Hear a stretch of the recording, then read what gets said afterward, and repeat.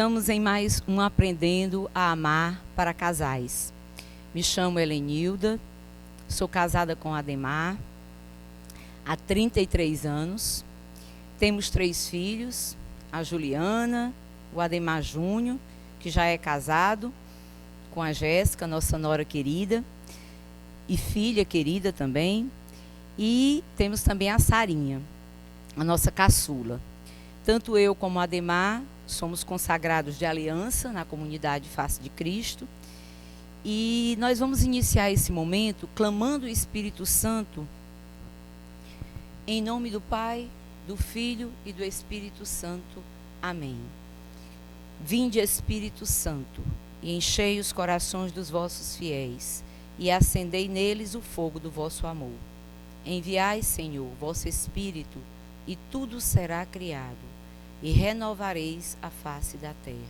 Oremos, ó Deus, que instruíste os corações dos vossos fiéis, com a luz do Espírito Santo, fazei que apreciemos retamente todas as coisas, segundo o mesmo Espírito, e gozemos sempre de sua consolação. Por Jesus Cristo, Senhor nosso. Amém. Essa partilha, esse momento nosso aqui, também passa pelo nosso testemunho. Um testemunho da nossa história de vida, de uma história que nós construímos juntos e que eu digo que sempre tem tudo a ver com o carisma da nossa comunidade. Carisma esse tão necessário às famílias e ao matrimônio, porque diz respeito à santidade. Então nós vamos iniciar esse momento abrindo uma passagem de Jeremias 18, de 1 a 6, que justamente é o tema do nosso, desse momento que nós vamos ter aqui de partilha, que é reconstruídos pelas mãos do oleiro. Então, assim, em Jeremias 18, de 1 a 6, nós temos a seguinte palavra, a palavra que foi dirigida por Yahvé a Jeremias: levanta-te e desce à casa do oleiro. Lá te farei ouvir minhas palavras. Eu desci à casa do oleiro, e eis que ele estava trabalhando no torno. E estragou-se o vaso que ele estava fazendo, como acontece a argila na mão do oleiro. Ele fez novamente outro vaso. Como pareceu bom aos olhos do oleiro, então a palavra de Yahvé me foi dirigida nesses termos: não posso eu agir convosco como este oleiro, ó casa de Israel? Oráculo de Yahvé: eis que, como a argila na mão do oleiro, assim sereis vós na minha mão, ó casa de Israel. Então, assim, gente, essa história tem tudo a ver com o nosso tema, reconstruídos pelas mãos do oleiro, como tem tudo a ver também com a nossa história, que de alguma forma nós tivemos que ser reconstruídos. E, portanto, nós nos identificamos muito com essa história. Quando o Criador nos fez barro, ele chama aqui argila, ele sabia que em muitos momentos nós nos deformaríamos, nós racharíamos, nós nos despedaçaríamos, quebraríamos. Isso porque a nossa fragilidade, nessas fragilidades nossas humanas, é que vão nos mostrando que o Senhor, que Deus é que é o Criador e que sempre nós seremos as criaturas, né? E se o oleiro não for um dedicado reconstrutor, o que será do vaso? Não é verdade? Então é bom que a gente pense, que a gente reflita um pouco sobre essa nossa estrutura. Se somos vasos de barro nas mãos do oleiro, nós podemos ter certeza que ele se encarregará de aperfeiçoar-nos, de tirar tudo aquilo que ofusca a nossa beleza, tudo aquilo que é excesso em nós. E o sofrimento age aí como se fosse esse cinzel, né? Cinzel. Quando nós permitimos, claro, que, mesmo quebrados, o sofrimento promova isso, que ele venha em nós, muitas vezes, por razões que nós desconhecemos. A gente muitas vezes não tem como responder, nem sabe por quê, mas o mais importante a gente tem que considerar: as aflições sempre serão oportunidades divinas para as mudanças. Porque na nossa jornada, gente, muitas vezes nós só encontramos, muitas vezes, as portas certas para entrarmos quando a gente já chorou muito porque erramos muito. Então, assim, vou trazer um pouco do que nós vivemos para que vocês possam compreender tudo que eu falei até agora, né? Nós tivemos a oportunidade de nos reconstruir como pessoas, como casal, como pais, como cristãos, a partir de um acidente que aconteceu com o Ademar em 1994. Era véspera da Copa de 1994, da Copa desse ano, né? Então, nós devíamos ter uns 7 anos de casados. O Ademar estava, naquela época, com 36 anos, era jovem ainda. E nós fomos tomados por um tornado, como se fosse um tornado na nossa vida, né? Passou meio que devastando os nossos sonhos, as nossas expectativas, os nossos projetos, os nossos hábitos, os nossos conceitos. Eu digo que foi assim algo meio que estrondoso que nos aconteceu. Tão estrondoso que, naquele momento, por mais que eu usasse a inteligência, buscasse racionalizar o que estava acontecendo, eu realmente não conseguiria dar respostas. E como não consegui, porque eram muitas as perguntas. Por que aconteceu isso com ele? Por que com a nossa família? Por que comigo? Por que eram tantas as perguntas e eram muito recorrentes, e eu buscava ali encontrar um alento, para um consolo, algo que preenchesse esse vazio. E o apoio, claro, veio de todos os lados, dos meus pais, meus irmãos, da família do Ademar, que foi muito presente. Eu procurei colo, apesar da idade, para chorar como uma criança, porque estava insegura, porque queria que alguém cuidasse de mim, cuidasse dos meus filhos, nós tínhamos à época 2 filhos, a Sara veio depois do acidente do Ademar, mas foi em Deus que eu busquei forças para ficar de pé, ou melhor, de joelhos, porque eu trazia um exemplo muito bonito da minha mãe, que ela rezava o terço todas as noites na nossa casa, né? E rezava por todos os filhos, ela sempre dizia isso. Então eu peguei aquele terço, me lembrei disso e fui conduzido pelas mãos de Maria para meditar todos aqueles mistérios que ainda iam se passar na minha vida a partir daquele momento. E ali eu encontrava uma grande paz, uma confiança em Deus. Voltando para o acidente, o Ademar foi acometido de um traumatismo craniano, né? Ele ficou 3 meses em coma profundo, 3 meses seguidos de muita luta para sobreviver.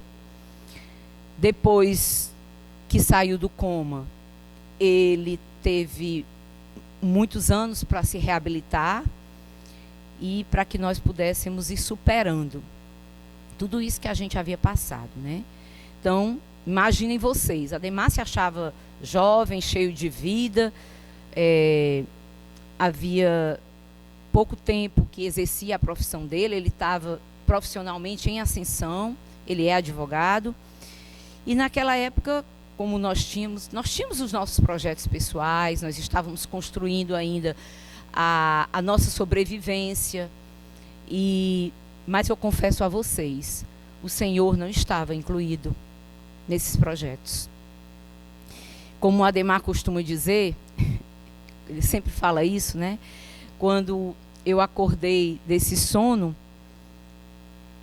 quando ele acordou do sono, ele costuma dizer que ele acordou de uma forma que ele era uma pessoa diferente. Primeiro porque ele não andava, ele se viu incapacitado por muitas perdas. Bem no início, imagine vocês, ele não sabia nem quem ele era. Imagine eu. Então ele não me conhecia, ele não conhecia os filhos. E também muito confuso, em meio a tantas confusões, que provocadas também pelo próprio acidente, né, por todo o comprometimento neurológico que ele teve, né? Ele perdeu, claro, temporariamente, né, e começou toda a autonomia e começou a depender dos outros para quase tudo na vida. Até fralda descartável a gente tinha que colocar, né? Então, assim, ele foi afetado em todas as dimensões da vida dele: física, emocional, espiritual, além de perder a capacidade de trabalho, também perdeu, né? Mas Deus nunca nos deixou faltar nada. E do ponto de vista do sustento da família, então ele não deixou mesmo faltar, graças a Deus. E nunca deixou faltar nada para todas as demandas que seriam, a partir dali, um grande desafio para nós ao longo desse tratamento demorado que ele ia se submeter durante muitos anos. Não sabíamos nem quantos anos. Imaginem vocês, meus irmãos, estávamos tão debilitados que era impossível traduzir em palavras tudo aquilo que nós estávamos vivendo.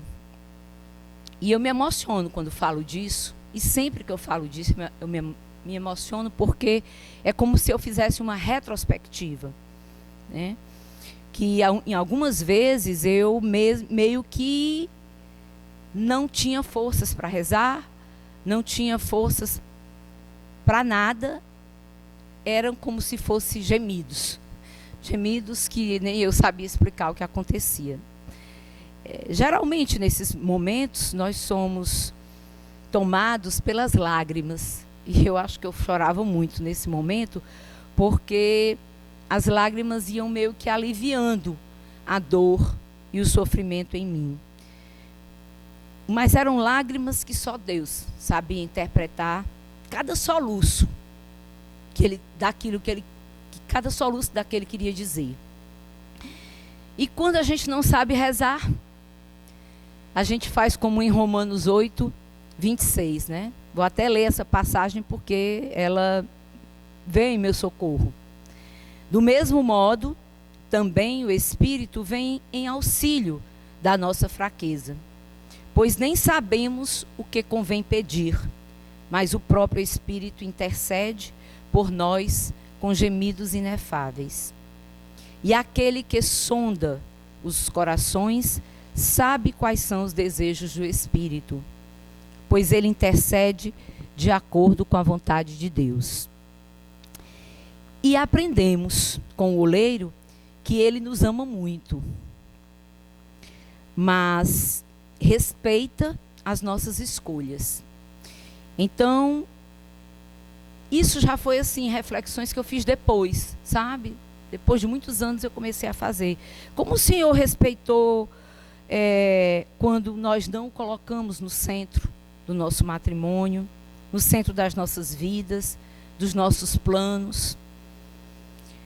Ele respeitou quando nós não quisemos viver esse sacramento com as bênçãos dele. Quando nos afastamos da sua casa, a igreja, porque nós não tínhamos tempo, precisávamos investir na vida profissional, ganhar dinheiro, trabalhar, cuidar dos filhos. Ou seja, eram muitos os desafios naquele momento. E o Senhor ele não invade o nosso tempo. Ele respeita, ele respeita a nossa privacidade. Quando nós dissemos né, através das nossas condutas, que era assim que a gente estava agindo, era como se a gente estivesse dizendo para Deus, nós somos capazes de conduzir as nossas vidas sozinhos. Meio que isso que a gente dizia. Nós não precisamos de ti. E foi difícil perceber que nós éramos muito ineficientes, mas muito mesmo, para essa missão. E no momento da dor, como poderíamos encontrá-lo? Num lugar onde nós nunca o colocamos. Não é verdade? E a ficha ia caindo, e nós víamos quão distante nós estávamos, uma distância imensa que existia entre o pai e os filhos aqui. No caso, eu, Ademar, né? Ou seja, mas Deus, na infinita misericórdia dele, e eu mesmo assim envergonhada por tudo isso que me ia sendo revelado ao longo desse caminho, eu clamei à Virgem Maria para que ela intercedesse, para que Jesus voltasse o seu olhar para nós, porque nós estávamos necessitados, nós éramos pecadores, nós éramos indefesos, nós éramos pequenos demais para compreender o tamanho do que estava nos acontecendo, né? E assim, isso não aconteceu num passe de mágicas. Deus, ele foi realizando prodígios, milagres, a cada minuto, a cada dia, a cada mês, a cada ano. Ele foi o nosso alento, foi preenchendo as nossas vidas e foi nos também capacitando a irmos construindo respostas àquelas perguntas tantas que nós tivemos. Deus reconstruiu a autoestima do Ademar, a autoimagem dele, porque, lógico, perdeu praticamente tudo isso, e foi muito difícil isso aí, mas dia a dia a cura foi se revelando, cada dia mais preciosa, as pequenas coisas, e removendo dele as sequelas que ainda o marcavam tanto, né? Agora sim, o que eu acho mais bonito nisso tudo que eu estou falando, e nele, na forma como ele encarava isso, é porque ele nunca pensou que aquilo que tinha acontecido a ele era um castigo de Deus, de um Deus mau que o estava castigando. Nós não tínhamos esse conhecimento, mas isso foi brotando dele, né? Ele nunca imaginou isso como sendo Deus estando castigando a ele, porque a vida dele não era uma vida que ele levava conforme a vontade de Deus. E, muito pelo contrário, ele se sentia amado por Deus, porque estava vivo. E porque Deus reconstruía a ele, mas reconstruía também a nossa família, reconstruía o nosso matrimônio. E nós éramos gratos a isso, né? E à medida que nós éramos amparados por essas respostas que a gente ia dando, e a gente ia percebendo que aquelas respostas, aqueles nossos conceitos antigos, eles meio que iam caindo por terra. As nossas seguranças, né? As nossas seguranças, elas iam deixando de ter a relevância que elas tinham, né? E nós descobrimos, e eu digo isso porque realmente é o que a gente vive hoje, né? Nós descobrimos que essas seguranças, diante das dores que a gente tem que passar, imprevisíveis, dores que são imprevistas, você nem imagina que vai ter que passar por aquilo, elas podem ser a grande chance que a gente tem de nos tornar, que nós temos de nos tornarmos pessoas melhores, certo? E foi exatamente dessa forma que nós começamos a ouvir a Deus. Era essa voz que nos ia chegando, que nós tínhamos que suportar as adversidades para amadurecer, mas amadurecer rumo a uma vida mais consistente, mais coerente com as experiências mais reais que nós estávamos vivendo. Em meio as crises, em meio aos períodos de dificuldade que a gente passa, é que a gente vai percebendo que nós temos, pela graça de Deus, essa capacidade de superação. E estamos convencidos que a obra não acabou, mas que o Senhor há de completá-la. Ele está aí para completá-la, porque os milagres acontecem e eles são maravilhosos. Muitos de nós, às vezes, evitamos, né, as crises, até rejeitamos, não queremos passar pelo sofrimento. E nós, com isso, muitas vezes estamos desperdiçando a chance de receber de Deus esse caminho, que é o caminho das pedras, mas que é um caminho cujas dores geram um aprimoramento muito grande em nós. Portanto, a gente tem muito que aprender com essas fases. E é muito importante quando a gente não deixa que essa dor termine antes dela nos tornar uma pessoa melhor. É muito importante quando a gente já tem essa consciência de que ela faça a obra mesmo, para o propósito ao qual ela veio a nós, né? Às vezes, em meio à dor, nós achamos, como eu achei, como a Ademar achou, como nós achamos em determinado momento, que ali era o fim. Está tudo acabado, não tem esperança, como é que vai se retomar aquilo ali? Como, né? Eu digo que, do mesmo jeito que Jesus enfrentou o Getsêmani, nós também temos que enfrentar o nosso, certo? Assim, Deus pôde reconstruir, nos aprimorar, nos transformar nossas rachaduras em manifestações de graça, em manifestações da misericórdia dele, porque foi tudo por obra dele, por graça dele, tudo que aconteceu. E aí entra a face de Cristo na nossa vida, né? Esse lugar que o Senhor sonhou para nós, não tenho dúvidas. Porque Ele queria viver em nós de uma forma com maior perseverança, que a gente não o abandonasse por qualquer coisa, que a gente não parasse naquele momento e depois que as coisas começaram a ir evoluindo, a gente esquecesse disso. E é esse o amor que nos constrange, né? Ou seja, esse foi o tesouro que nós descobrimos. E como nós somos, como o nosso tesouro está em vasos de barro, Deus mostra para nós que tudo provém dele.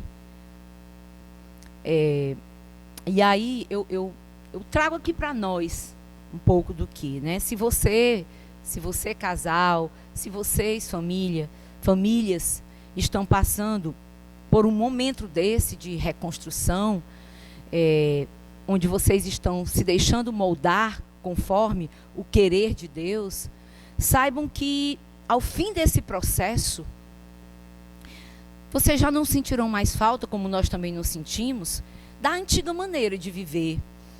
Porque a gente passa a se alegrar até, porque a gente experimenta uma plenitude em tudo que a gente vai vivendo, que é fruto desse encontro real com Deus. Então, quando eu olho para trás, eu me lembro assim como Deus cuidou de nós com a sua graça.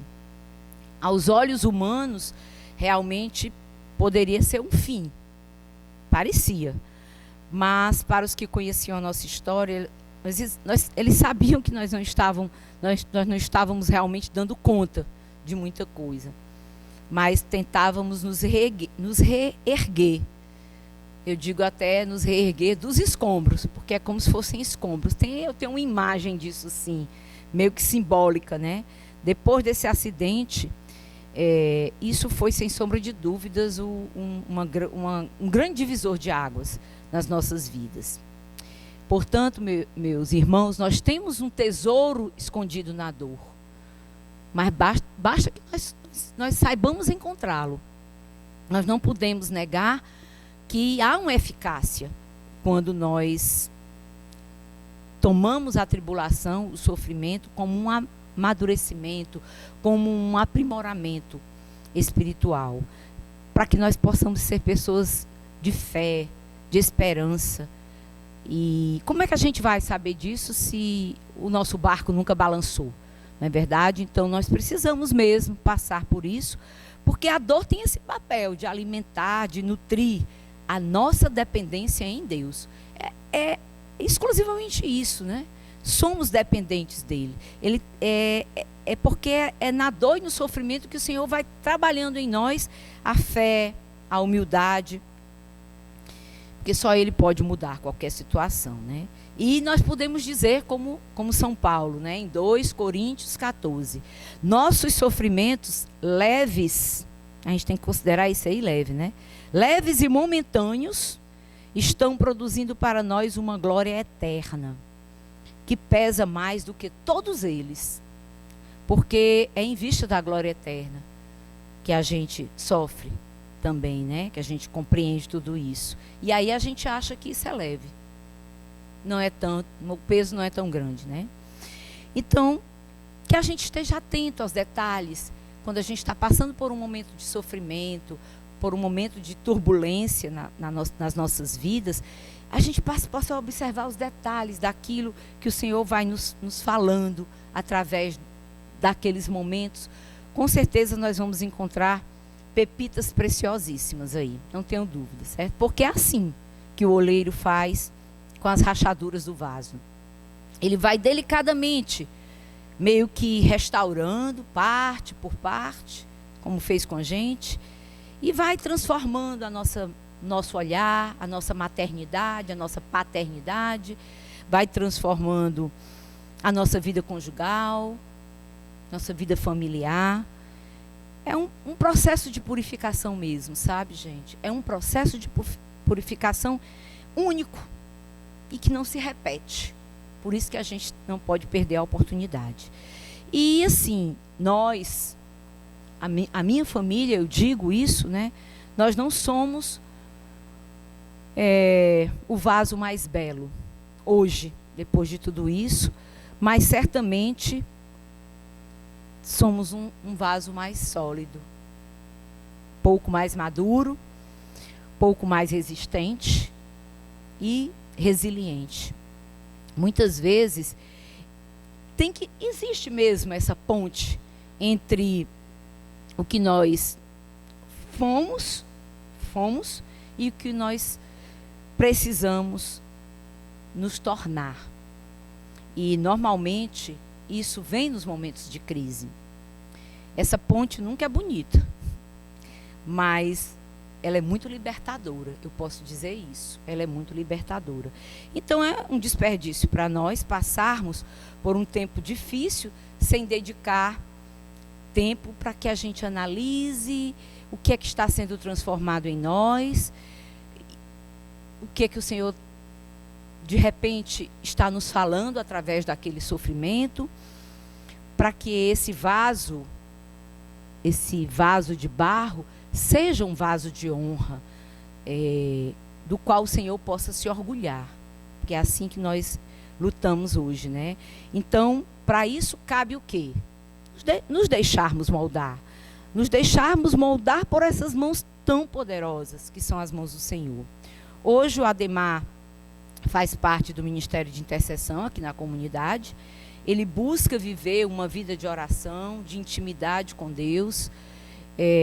Diariamente, ele tem o tempo dele com Deus, que foi o tempo que, durante todos esses anos, mais de 26 anos do que aconteceu aqui, que eu falei, né?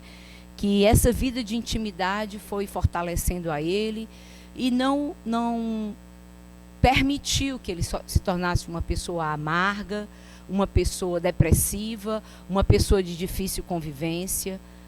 Muito pelo contrário. Ele realmente crê que Deus ainda está fazendo a obra nele, que ele é necessitado de Deus, sempre será, mas ele vislumbra esse encontro definitivo com o Senhor em um outro momento da vida dele, né? Transformado, e não naquele para a honra e glória do Senhor. E agora, gente, eu vou aqui chamar o protagonista dessa história, porque não tinha sentido eu falar tudo isso e ele não vinha aqui para que nós pudéssemos juntos fazer, como casal, claro, uma oração para selarmos esse momento. Eu vou passar aqui o microfone para ele, ele vai... Quer falar alguma coisa, Ademar? Primeiramente, louvar, agradecer a Deus pelo dom da vida, por Jesus Cristo ter mostrado a sua face a mim e a minha família, que nos concebeu e nos dá vida nova. Muito bem, eu me lembrei, assim, da gente fechando esse momento também, com aquela música que todos conhecem. A gente poderia cantar um pouquinho dela, só para a gente ir finalizando, né? Vou tentar cantar. Eu quero ser Jesus amado, como um barro nas mãos do oleiro. Toma minha vida, faz-me de novo. Eu quero ser